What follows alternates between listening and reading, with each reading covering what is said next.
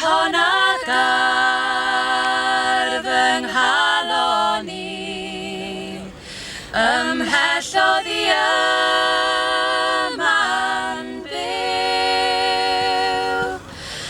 a hiraeth am ei gweled hi, am gwnaeth yn llwyd